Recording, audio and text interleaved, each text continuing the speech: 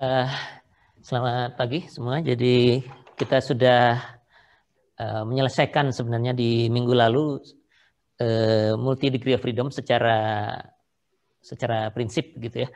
Jadi apapun problemnya sekarang, kalau kita punya sistem dengan derajat kebebasan banyak, kalau getaran bebas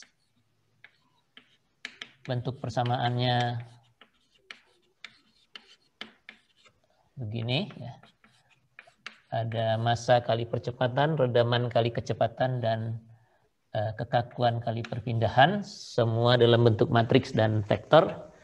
Kalau getaran bebas ini sama dengan 0, sedangkan kalau getaran paksa bentuknya sama, tapi di ruas kanannya adalah gaya ya. Nah, KU sama dengan P ya, fungsi dari T ya. Dan dua-duanya kita selesaikan dengan mentransformasikan perpindahan U ini menjadi koordinat ragam ya. Jadi transformasinya sama, bahwa U itu adalah matriks ragam V dikalikan dengan Q, sehingga persamaan yang simultan begini, persamaan diferensial simultan yang jumlahnya n buah sebanyak n derajat kebebasan dari struktur, bisa kita uraikan satu persatu sehingga menjadi berbentuk yang ini bentuknya jadi atau sebelum QI M-nya dulu ya. Bentuknya menjadi MI QI 2 dot tambah C besar I QI dot tambah K besar I QI sama dengan 0 kalau di sini, atau kalau di sini bentuknya menjadi MI QI 2 dot tambah C I QI dot tambah K I QI sama dengan, kalau di sini di ruas kanan akan ada saya tulisnya huruf besar saja biar seragam dengan ini, P besar I begitu ya, di mana P besar I itu adalah VI transpose dikalikan dengan P yang ini ya. Gitu ya. Nah, ini kita sudah punya solusinya waktu di 1 derajat kebebasan yang lalu ya. Ini kalau mau disederhanakan bisa dibagi dengan MI semua ya. Jadi bentuknya yang lebih umum itu begini, 2 zeta I omega I QI. Karena biasanya kita memasukkan nilai redaman itu dalam bentuk rasio redaman ragam begini ya, zeta I. Tidak dalam C-nya. Jadi anggap saja C-nya proporsional dari awal, begitu bisa dituliskan begini, baru masukkan nilai rasio redaman ragamnya. Dan ini adalah omega I kuadrat, QI sama dengan 0, bentuknya seperti ini. Atau kalau ini ya jadi QI 2 dot tambah 2 zeta I omega I QI dot tambah omega I kuadrat QI sama dengan, kalau ini sih tetap PI per MI aja ya. Nah, ini kita sudah punya solusinya. Bentuknya adalah QI sama dengan eksponensial minus zeta I omega IT. Di dalam kurungnya ada AI cosinus omega DI T tambah BI sinus omega DI T, begitu ya. Ini ya.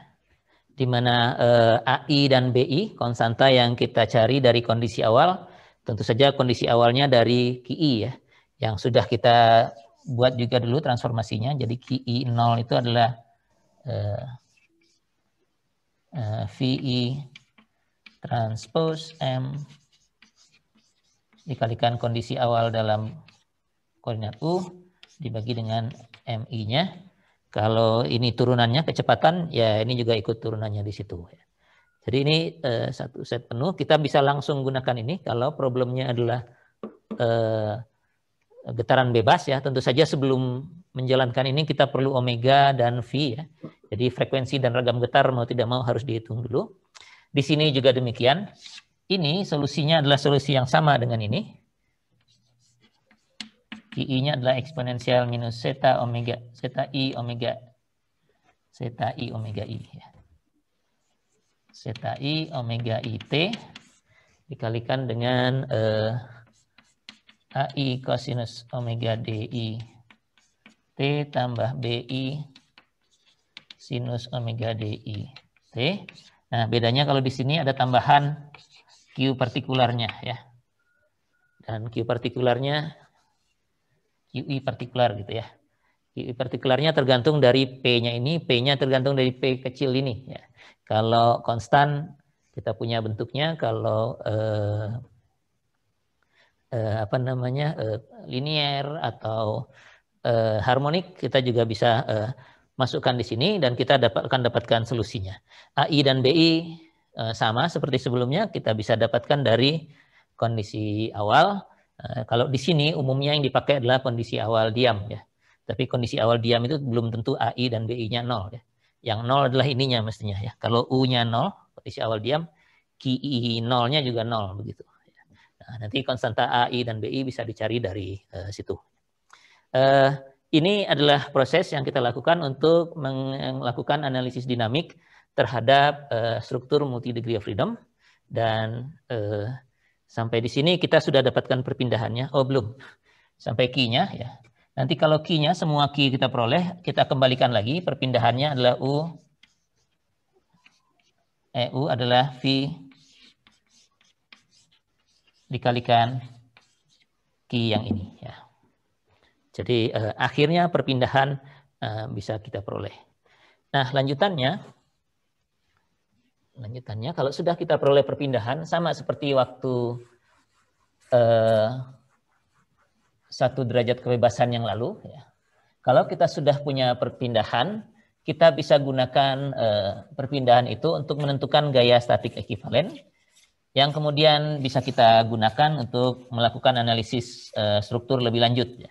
Karena ini kan baru perpindahan ya keluarannya, sementara analisis struktur kita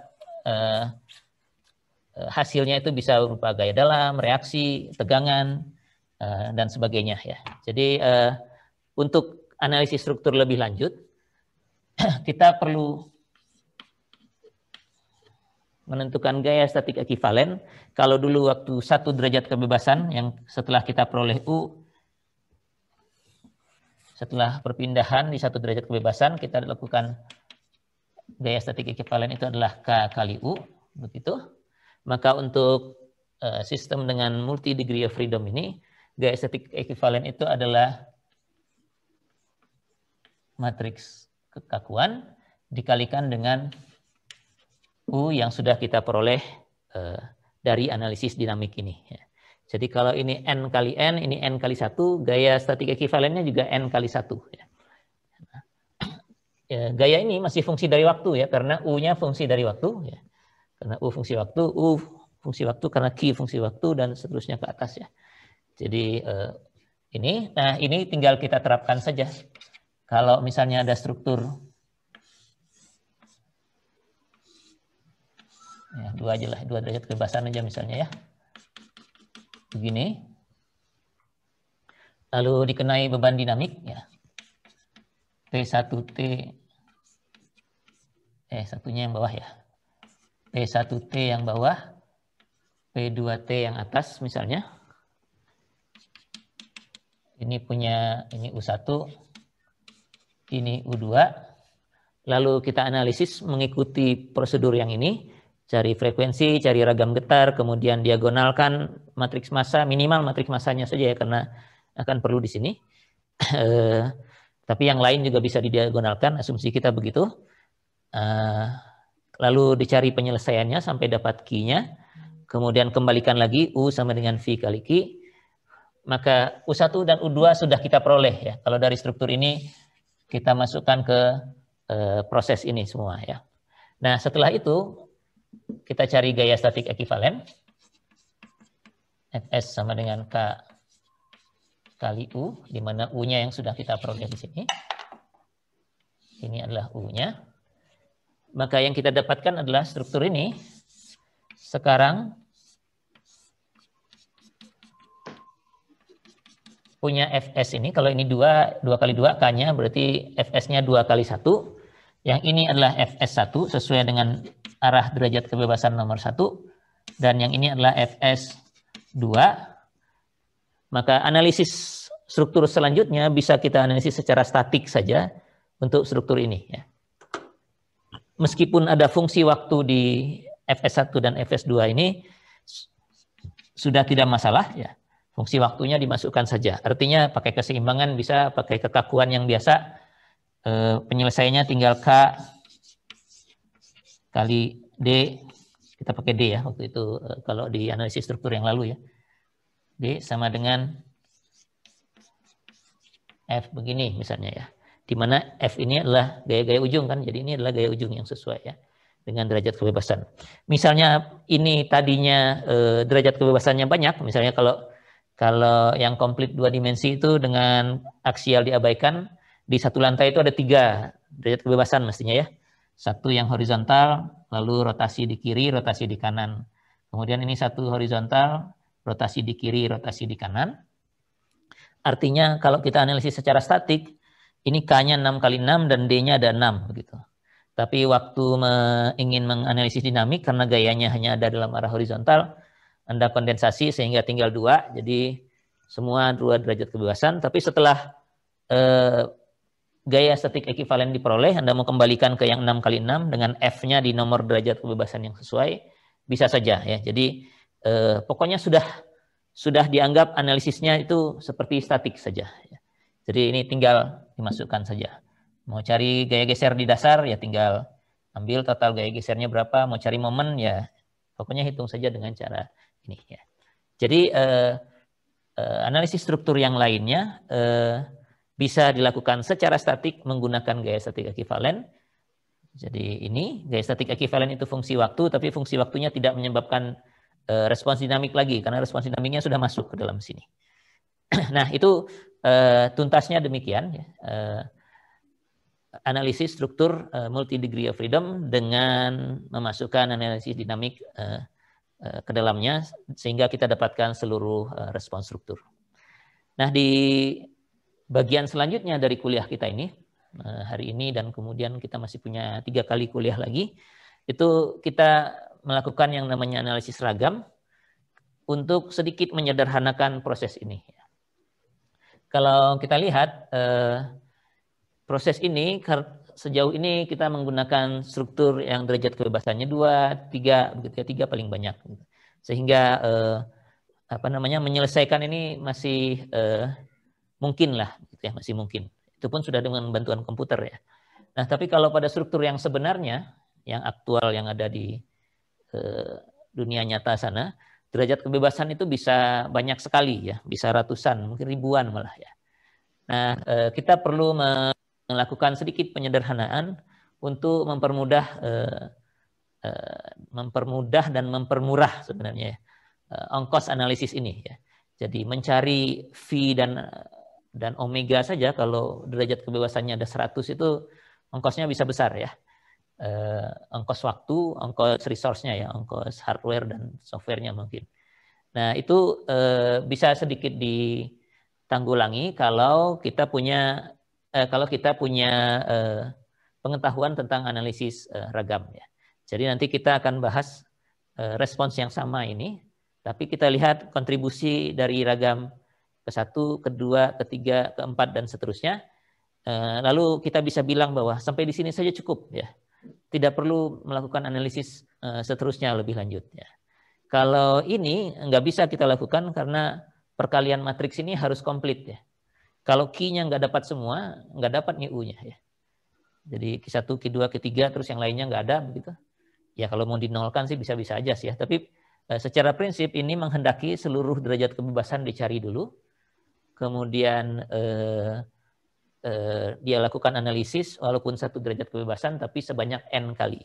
Nah di analisis ragam nanti kita bisa menentukan bahwa ini cukup sampai di sini saja atau masih dilanjutkan sampai beberapa ragam lagi dan seterusnya. Jadi U-nya perpindahan ini akan kita pisah-pisahkan ya. Yang ini U dari ragam 1, yang satunya lagi U dari ragam 2, yang satunya lagi U dari ragam yang ketiga, keempat, kelima, dan seterusnya. Kalau kita lihat satu persatu nanti mungkin dari ragam yang ketiga dan keempat itu loncatnya sudah jauh ya, yang keempat sudah nggak pengaruh ya. Nambahnya cuma, karena ini perpindahan misalnya, nambahnya cuma sepersekian milimeter. Jadi walaupun untuk eksaknya kita perlu mencari, tapi secara fisik sudah nggak ada artinya misalnya. Nah itu bisa kita potong di situ, jadi analisisnya cukup sampai di situ. Begitu juga dengan analisis respons maksimum nanti ya. Karena ini fungsi waktu, jadi nilainya pasti berubah-ubah ya. Sementara kita hanya tertarik dengan nilai maksimum sebenarnya ya. Nah, apa yang bisa kita lakukan untuk mengecek nilai maksimum dari respons ini? Jadi tinggal satu bab saja yang akan kita bahas, namanya analisis ragam. Itu mengulik ini sedikit sehingga mempermudah analisis, tidak perlu lagi menjalankan ini semua. Nah, sebelum itu proses ini akan coba saya tunjukkan, saya buat skrip MATLAB-nya singkat ya. Saya lihat kalau di tugas Anda juga sudah ada beberapa yang menggunakan itu, jadi biar lebih umum saja. Kita akan cobakan, sebentar saya share MATLAB-nya.